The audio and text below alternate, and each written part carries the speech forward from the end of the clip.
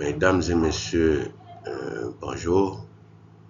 Je suis Bertin Micolo de l'ENSP, c'est-à-dire l'École nationale supérieure polytechnique. C'est un établissement de l'Université Marien Ngouabi à Brazzaville. Donc, moi, je suis enseignant à l'ENSP là-bas. J'enseigne gestion et contrôle qualité aux étudiants en licence 3 de contrôle qualité des aliments et ceux qui sont en master recherche en sciences de l'ingénieur. Alors, donc depuis un certain temps, je suis en train de faire mes présentations. Je les mets en ligne. Donc actuellement, je travaille sur les méthodes d'évaluation de la qualité. Alors, donc, ici c'est le chapitre, aujourd'hui c'est le chapitre 10 qui va parler des méthodes de collecte des données. Donc, nous avons vu des procédures. C'est vrai, on a vu des procédures, on a parlé un peu, on a vu aussi quelles sont les caractéristiques qu'on va mesurer, qui va les mesurer. Et maintenant, on va voir comment il va les collecter. Donc, c'est ça qui fait l'objet du chapitre 10, méthode de collecte des données. Les types de données nous avons vu. Alors, ici, le principe général est que les méthodes de collecte des données peuvent être classées en deux catégories. Ça peut être des méthodes objectives, tout comme les méthodes subjectives. Alors, les méthodes objectives sont basées sur les faits mesurables et reproductibles, tels que les analyses chimiques, telles que les analyses instrumentales. Donc ça, c'est mesurable. Alors, là, maintenant, il faut faire des échantillonnages aléatoires, échantillonnage stratifié, échantillonnage systématique ou échantillonnage en grappe. En tout cas, toutes ces techniques-là figurent bel et bien dans des normes. Il y a des normes qui parlent de ce type d'échantillonnage. Alors, on peut aussi utiliser des mesures instrumentales. Une fois qu'on a fini de faire l'échantillonnage, on peut utiliser des balances, un pH-mètre, des thermomètres, des conductimètres, spectrophotomètres, un chronomètre et des capteurs en ligne pour collecter les données de façon objective. On a aussi, je venais de le dire, des analyses en laboratoire, telles que les analyses chimiques, des analyses physico-chimiques, des analyses microbiologiques et des analyses sensorielles instrumentées. Alors, les enregistrements peuvent être aussi automatisés.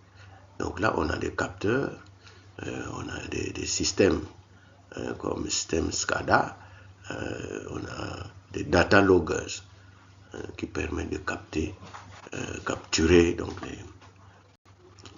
les données. Maintenant, les méthodes subjectives sont basées sur la perception humaine et le jugement. Donc, ça peut varier d'un individu à l'autre. On peut pas les reproduire. Donc, c'est collecté à partir donc, des interviews, par exemple, ou bien des entretiens, ou bien des observations structurées. Donc, vous venez à l'entreprise, donc vous faites la ronde, vous regardez comment se passent les procédés. Ça peut aussi des observations non structurées.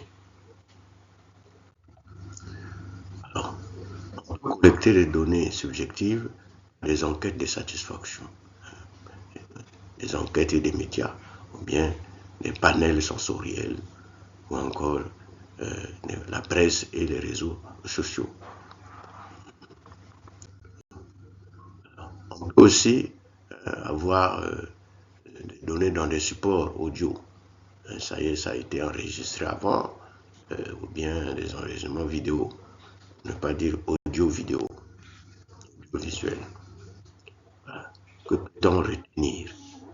Ce qu'on peut retenir, c'est que le choix de la méthode dépend des objectifs et ça dépend du type de données et du niveau de précision requis. Donc en amont là-bas, on a vu les procédures, on a vu la personne, on a vu la date, on a vu l'emplacement. Et là maintenant, on voit ce qu'on va obtenir, c'est quoi? Je répète que c'est par rapport au type de données que vous allez choisir la méthode de collecte et la méthode d'analyse.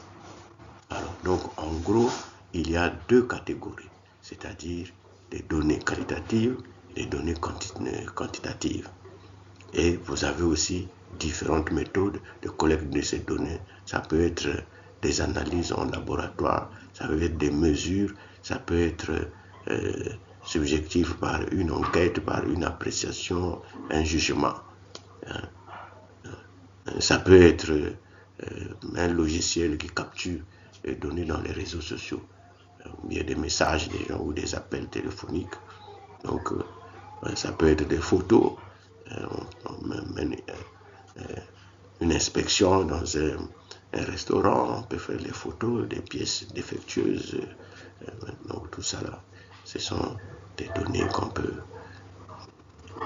les différents types de données. Donc, une fois de plus, likez, partagez et faites des commentaires. Je suis à votre disposition. Je vous ai dit entre-temps que j'ai un tableau qui résume en tout cas l'essentiel de ce que je viens de dire. Vous avez un côté le type de données et vous avez de l'autre les procédures et vous avez le matériel informatique approprié. Donc je vous remercie.